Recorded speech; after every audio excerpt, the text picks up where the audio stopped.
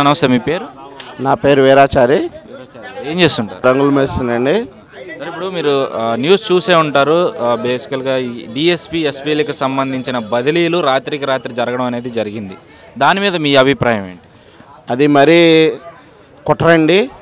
రాష్ట్రం మీద జరుగుతున్న దారుణమైన అది ఒక తీవ్రమైనది ఖండించాలి. అది అసలు చిన్నపిల్లోడికి కూడా తెలుస్తుంది వీళ్ళు చేసే, మోడీ గారు చేసే దుర్మార్గమైన పనులు, జగన్ గారు వారు చేసే దుర్మార్గమైన పనులు ఇంత దారుణంగా ఉంటాయి. ప్రజల్లో చైతన్యం వస్తుంది. ఒక టైంలో వాళ్ళకి బుద్ధి చెప్పే టైం వచ్చింది. ఏదో నిన్నటి దాకా ఏదో అనుకుని వదిలేశారు గాని కేసీఆర్ ని పెట్టుకుని మరి నారా చంద్రబాబు నాయుడు గారు ఎన్ని సంక్షేమ పథకాలు తెచ్చినా ఆయన ఇంకా అనగదొక్కాలని ఆయన అడగటం తప్ప రాష్ట్రం భవిష్యత్తు కోసం మరి రాష్ట్రాని కోసం ఆయన బాధ్యత ఆయన చేస్తుంటే ఆయన అడుగుతుంటే ఆయన ఈ విధంగా హింసిస్తారా? వాళ్ళ అనుచరులు మరి అలా వాళ్ళ ఎమ్మెల్యేలు అలా హింసిస్తారా? ఏది ఎప్పుడు లేదా ఇప్పుడే గుర్తొచ్చినాయా దాడులు? ఇవన్నీ మేము ఖండిస్తున్నామండి. ప్రతి ఒక్కరు చిన్న పిల్లోడు 5వ తరగతి చదివే పిల్లోడు కూడా అర్థమైపోతుంది. నిన్న కాక మొన్న వివేకానంద రెడ్డి గారిని మరి దారుణంగా చంపారండి. అది 9 గంటలకు చూస్తే అది హార్ట్ అటాక్ అన్నాడు. ఎంత దుర్మార్గుడు అండి! మరీ దారుణంగా అంత ఇదిగా నరికి చంపినప్పుడు అది హార్ట్ అటాక్ అని ఎలా చిత్రీకరిస్తారండి పోలీసు వారు? అది కరెక్ట్ గా వాళ్ళు మేలుకొని వాళ్ళంతా వెళ్ళి చూసి దాన్ని పోస్ట్ మాస్టర్ పంపిస్తే గానీ అది హత్య అని తేలింది. అది హత్య అని తేలంగానే ఇది టీడీపీ వారు చేసిన పని, ఇది చంద్రబాబు నాయుడు లోకేష్ చేసిన పనులు అని వాళ్ళ మీద నెట్టడం ఎంత దుర్మార్గమైనండి. ఇదన్నీ మేము ఖండిస్తున్నాము. అదే కనుక ఆయన ఖచ్చితంగా ఈ 2-3 రోజుల్లో అది నివేదిక బయటకు వస్తుంది అనేటప్పటికీ విజయసాయిరెడ్డి మళ్ళీ మోడీ గారి దగ్గరికి వెళ్ళి మంత్రాలు జరిపి మరి అన్యాయంగా వాళ్ళని దుర్మార్గంగా మరి సీఏ గారిని మరి వాడిని సస్పెండ్ చేసి అర్ధరాత్రి చేయాల్సినంత అవసరం ఏముంది? మీరు ఏమన్నా చేయాలనుకుంటే ముందు వాళ్ళ సంధ్యాక్షి అడగాలి. ఏం జరిగింది ఏంటి అని అడక్కోకుండా నిర్దాక్షిణ్యంగా మీరు ఆయన్ని తీసేయటం దుర్మార్గతమా? నీకు మోడీ గారికి కంపల్సరీగా దానికి బుద్ధి చెప్పే రాష్ట్రాలన్నీ బుద్ధి చెప్తారని మేము ఆంధ్ర తరపు నుంచి అడుగుతున్నాం. అలాగే ఇంకో విషయం, ఎన్నికలు అనేది ప్రతి ఒక్కరికి సామాన్యంగా జరుగుతున్నాయి. శ్రీకాకుళంలో ఎస్ఐ గారిని సీఏ గారిని ఎందుకు తీశారండి? ఆయన చేసిన తప్పేంటండి? ఆయన అడగండి. మీరేమన్నా దుర్మార్గంగా ఆయన చేస్తే ఆయన పిలిపించండి, ఆయనకి వార్నింగ్గా ఉండి. అంతేగాని నిర్దాక్షిణ్యంగా మీ చేతిలో పవర్ ఉంది కదా అని అర్ధరాత్రి తీసేయటం అనేది అది భావ్యం కాదు.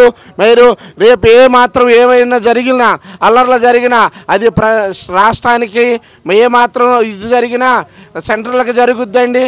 ఆయన మోడీ గారే దానికి జవాబు చెప్పాలి. అలాగే జగన్ గారికి కొంచెం స్వామిత మంచిగా కొంచెం పేరు వచ్చింది అనుకున్నాం. ఈ టైంలో లాస్ట్లో ఆయనంతటికి ఆయనే ఆ పేరును కూడా చెడగొట్టుకుంటున్నాడు. మరి వాళ్ళు ఒకసారి గమనించాలి. మీరు రాష్ట్రానికి ప్రతి ఒక్కరికి నేను విజ్ఞప్తి చేస్తున్నా, ఒక తెలుగుదేశమే కాదు ఏ ప్రభుత్వం అయినా సరే మంచి మార్గాల్లో మంచి నాయకులు ఎన్నుకోవాలి. మంచి జ్ఞానమైన నాయకులు ఒక ఇంటికి మంచి పెద్దగా ఉండే నాయకుడు ఒకరిని ఎన్నుకుంటాం కుటుంబానికి. అలాగే ఈ రాష్ట్రానికి ఒక మంచి వ్యక్తిని, ఒక జ్ఞానవంతుని, ఒక వివేకవంతుని మరి మనం తీసుకోవాలని, మన రాష్ట్రానికి మరి ముందున్న భావి తరాలకు కూడా మరి అనేక కంపెనీలు మనకు వస్తున్నాయి. ఆ కంపెనీలు రావాలంటే మంచి నాయకుడు ఉంటేనే వస్తాయి. ఎవరు పడితే వారు పరిపాలనిస్తే రారండి కంపెనీ వాళ్ళు. వాళ్ళ కోట్లు ఇక్కడ పెట్టి వాళ్ళు భరించాలంటే వాళ్ళకి కావాలని వసతులు మనం ఇవ్వాలంటే ఒక మంచి నాయకుడైతే ఇవ్వగలుగుతాడు. కాబట్టి మంచి నాయకుని ఎన్నుకోవాలని ప్రజలందరికీ ఒకటే చెప్తున్నా. కులాలు వద్దు, మతాలు వద్దు, ఏమొద్దు, మనకి పనిచేసే నాయకుని మనం ఎన్నుకోవాలి. ఆయన ఎవరైనా కానీ మనం కంపల్సరిగా మనం ఇప్పుడు ఆలోచించాల్సిన ఒక విషయం, కులం కూడెట్టదు, మతం కూడెట్టదు, ఒక వర్గం కూడెట్టదు. కానివ్వండి, ఒక మంచి లక్షణం ఉన్న మంచి జ్ఞానవంతుడైన నాయకుని మనం ఎన్నుకోవాలని ప్రజలందరికీ విజ్ఞప్తి చేస్తున్నాం. అంటే ఇప్పుడు ఈ బదిలీల విషయానికి వచ్చేసరికి ప్రతిపక్షం కేంద్రం కలిసి కుట్ర పని అయ్యి వాళ్ళిద్దరూ కలిసే ప్రభుత్వానికి అంటే రాష్ట్ర ప్రభుత్వానికి తెలియకుండా ఇలా బదిలీ చేశారని చెప్పి అధికార పార్టీ వాళ్ళు చెప్తూ వస్తున్నారు కదా, దాని మీద మీ అభిప్రాయం? అసలు ఏమాత్రం కాదండి. విజయసాయిరెడ్డి గారు 3 రోజులకు ముందు ఆయనకి ఏం తెలుసండి? ఆయనకి తెలుసా? ముందే తెలుసా ఆయనకి వాళ్ళు ఖచ్చితంగా చేస్తారని? అది కుట్ర కాదండి. 3 రోజుల ముందు నేను చేసే పని అవుద్దో లేదని నాకే తెలియదు.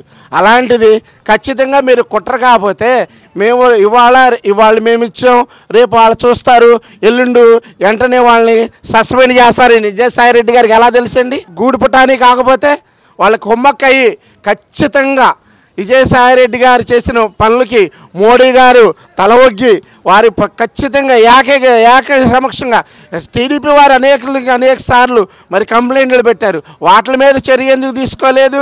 ఇప్పుడు చంద్రబాబు నాయుడు గారి మీద ఈ లక్ష్మీ ఎన్టీఆర్ సంగతులు వచ్చినాయి, అవి కూడా ఇప్పుడే కావాలా? ఇన్ని సంవత్సరాలు లేని మోడీ అది తీసుకొచ్చి ఇప్పుడు ఎన్నికలు కూడా అంటారు. ప్రతిదానికి విగ్రహాలకి ముసుగులేసి వాటిని కప్పేసి ఏదో దానికి ప్రలోభనలు పడిపోయి ఓట్లు వేస్తారు ప్రజలని, వాటిని ముసుగులేస్తున్నారే. మరి ఇలాంటి చిత్రాలను ఆఫ్ చేయమని అనేక సార్లు మరి చెప్పారు. ఏ పార్టీ వాళ్ళైనా వారికి అనుకూలంగా లేకపోతే దానికి కంప్లైంట్ పడతారు ఈసీ గారికి. దానికి మీరు రెస్పాండ్ అవ్వకోకుండా, అనేక విషయాల్లో మీరు రెస్పాండ్ అవ్వకోకుండా కేవలం అర్ధరాత్రి సీఏని అనంతపురం సీఏ గారు నేను శ్రీకాకుళం సీఏ గారిని మీరు మార్చాలంటే అంత అవసరం ఏముంది? మీరు వాటికి ఫస్ట్ వార్నింగ్ ఇవ్వండి, వారికి కౌన్సిలింగ్ చేయండి. ఏమీ లేకుండా నిర్దాక్షిణ్యంగా ఏకగ్రీవంగా మీరు సస్పెండ్ చేయడం అనేది అలాగే ఇది ఎంత దుర్మార్గత అండి. సీఎం గారిని ప్రదర్శించే మరి ఆయన చూసుకునే ఇన్సూరెన్స్ వెంకటేశ్వరరావు గారిని ఆయనకి ఏం సంబంధం అండి? పాపం ఆయన సీఎంగానే చూసుకుంటాడు. ఆయన దుర్మార్గంగా తీసేస్తే దానికి కరెక్ట్గా అడిగేటప్పటికి మళ్ళీ ఆయన వెంటనే సాయంత్రం కల్లా మళ్ళీ ఆయన ఉద్యోగంలో ఉంచుతారా? ఎంత దుర్మార్గమైన పనులు మీరు చేయమాకండి.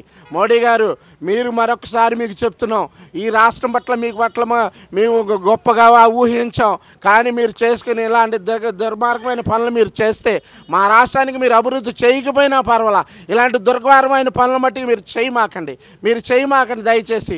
మా రాష్ట్రాన్ని మేము బాగు చేసుకుంటాం, మా రాష్ట్రాన్ని మేమే కష్టపడతాం, మా రాష్ట్రానికి 100 రోజుల్లో ఏది 200 రోజుల్లో మేము బాగు చేసుకుంటాం, కానీ దుర్మార్గమైన పనుల మట్టికి చేయకూడదని నరేంద్ర మోడీ గారికి విజ్ఞప్తి చేస్తున్నాం.